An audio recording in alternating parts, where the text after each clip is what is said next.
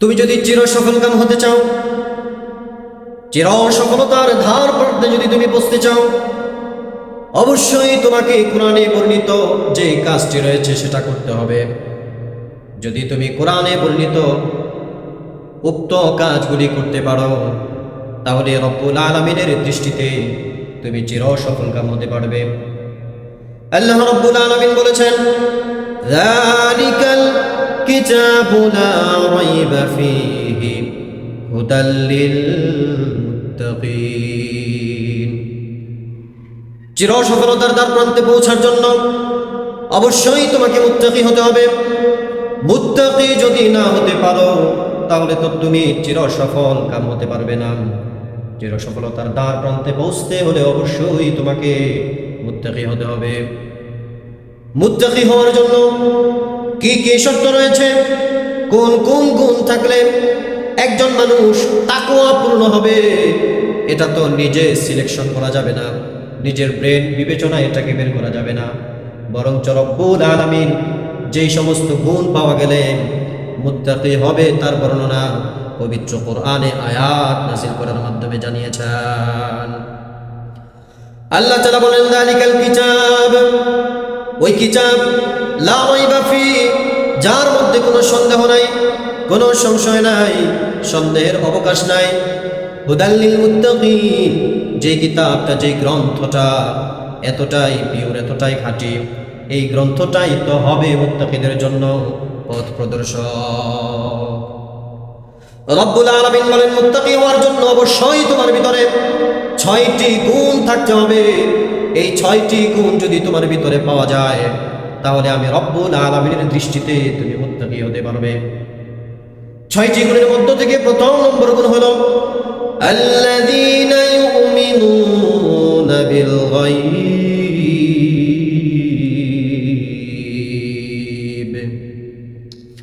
প্রথম নম্বর গুণ হলো আল্লাযীনা ইউমিনুনা বিল গায়ব, গায়বের প্রতি বিশ্বাস স্থাপন করা, না দেখে বিশ্বাস করা। যে সমস্ত জিনিসের প্রতি না দেখে ঈমান আনয়ন করার কথা আল্লাহ তাআলা বলেছেন, অবশ্যই সেই সমস্ত বিষয়গুলোকে না দেখে বিশ্বাস স্থাপন করতে হবে। আমরা আল্লাহকে দেখি নাই, পৃথিবীর কোনো চর্মচক্ষু দিয়ে আল্লাহকে দেখা যাবে না, কিন্তু তারপরেও আমরা আল্লাহকে বিশ্বাস করি। আল্লাহ বলেন, আমাকে না দেখে যদি বিশ্বাস স্থাপন করতে পারো, তাহলে তোমার মধ্যে মুত্তাকির প্রথম নম্বর সিফত পাওয়া যাবে। কবরের আযাব আমরা দেখি নাই, কবরের শান্তিও আমরা দেখি নাই, কিন্তু আমরা বিশ্বাস করি। ফুলসিরাত দেখি নাই, জান্নাত দেখি নাই, জাহান্নাম দেখি নাই, জান্নাতের সুখ স্বাচ্ছন্দ্য দেখি নাই, জাহান্নামের আযাব আমরা দেখি নাই, কিন্তু তারপরেও আমরা বিশ্বাস স্থাপন করি। আবার আল্লাহ রাব্বুল আলামিন বলেন, যেই ব্যক্তি জান্নাত দেখে নাই, জাহান্নাম দেখে নাই, ফুলসিরাত দেখে নাই, মিজান দেখে নাই, ময়দানে মাহশরের সেই ভয়াবহ পরিস্থিতি দেখে নাই, আমার আল্লাহকে দেখে নাই, তারপরেও যেই ব্যক্তি এই অদেখা জিনিসের প্রতি বিশ্বাস স্থাপন করবে, আল্লাহর ভাষ্য অনুপাতে তাদের মধ্যে মুত্তাকির প্রথম নম্বর গুণ পাওয়া যাবে। দ্বিতীয় নম্বর গুণ হলো ওয়ায়ুকিমুনাস সালাহ।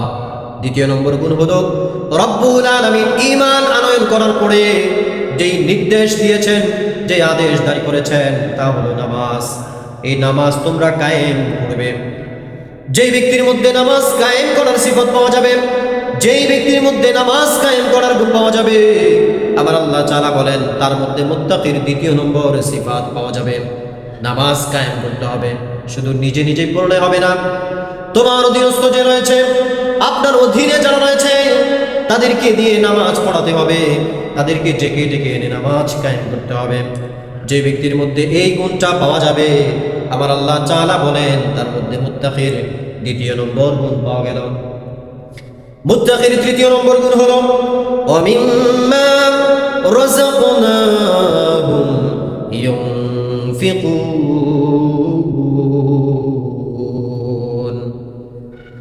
আল্লাহ রাব্বুল আলামিন বলেন, এই যে তোমাদের নিকট সম্পদ রয়েছে, এই সম্পদ আমি আল্লাহ তোমাকে দিয়েছি, এই আমার দেওয়া সম্পদকে আমার পথে ব্যয় করতে হবে।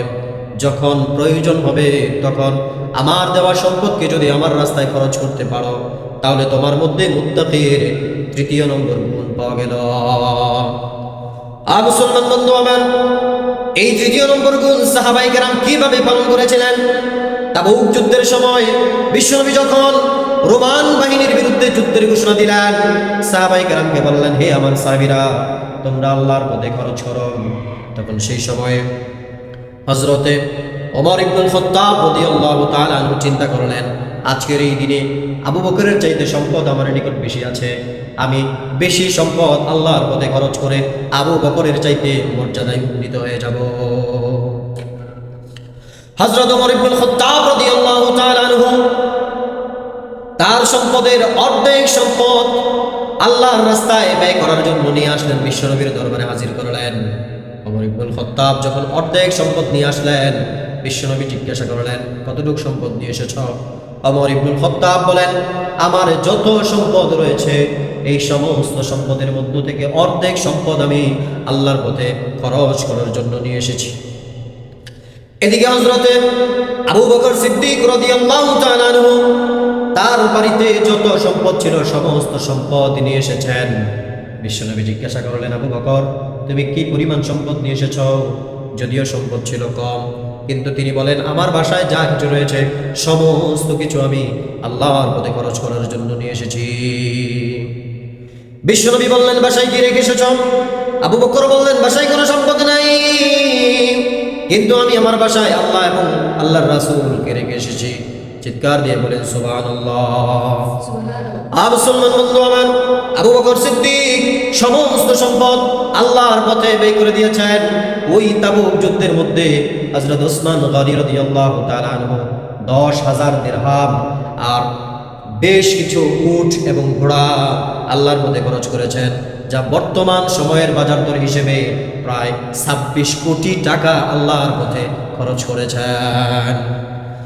মুসলমান বন্ধু আমার, আল্লাহ রাব্বুল আলামিন বলেন, আমার দেওয়া সম্পদকে যদি আমার পথে কেউ খরচ করতে পারে, তাহলে তার মধ্যে মুত্তাকির তৃতীয় নম্বর গুণ পাওয়া গেল। মুত্তাকির চতুর্থ নম্বর গুণ হলো ওয়াল্লাযীনা ইউমিনুনা বিমা উনজিলা ইলাইক। ওগো নবী, আপনার উপর যে কোরআন আমি নাজিল করেছি, এই কোরআনের উপর যারা বিশ্বাস স্থাপন করবে তাদের মধ্যে মুত্তাকির চতুর্থ নম্বর গুণ পাওয়া যাবে। পঞ্চম নম্বর হলো ওয়ামা উনজিলা মিন ক্বাবলিক।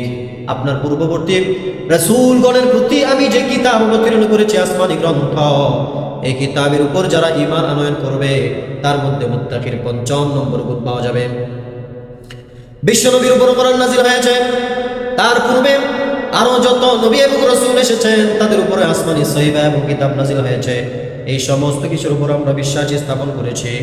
ষষ্ঠ নম্বর গুণ হলো ওয়াবিল আখিরাতি হুম ইউকিনুন। মৃত্যুর পর পুনরুত্থান হবে। পৃথিবীতে যত প্রাণী এসেছে এই সমস্ত প্রাণীগুলিকে মৃত্যুবরণ করার পরে আবার এই সমস্ত প্রাণীদেরকে উত্থিত করা হবে। মৃত্যুর পর আবার পুনরুত্থান হবে। মৃত্যুর পর পুনরুত্থানের বিষয়ে যারা বিশ্বাস স্থাপন করবে, আমার আল্লাহ রাব্বুল আলামিন বলেন, তাদের মধ্যে মুত্তাকির 6 নম্বর গুণ পাওয়া গেল। এই 6টি গুণ যার মধ্যে পাওয়া যাবে, আবার আল্লাহ রাব্বুল আলামিন তাদের ব্যাপারে বলেন, উলাইকা আলা হুদাম মির রাব্বিহিম ওয়া উলাইকা হুমুল মুফলিহুন। তারাই তাদের প্রতিপালকের পক্ষ থেকে হেদায়েতের উপর অটল অবিচল রয়েছে, আর যারা তাদের প্রতিপালকের পক্ষ থেকে হেদায়েতের উপর অটল অবিচল থাকবে, উলাইকা হুমুল মুফলিহুন। আল্লাহ রাব্বুল আলামিনের ঘোষণা হয়ে গেল, তারাই চির সফলকাম, তারাই চির সফলতার ধার প্রান্তে পৌঁছে গেল।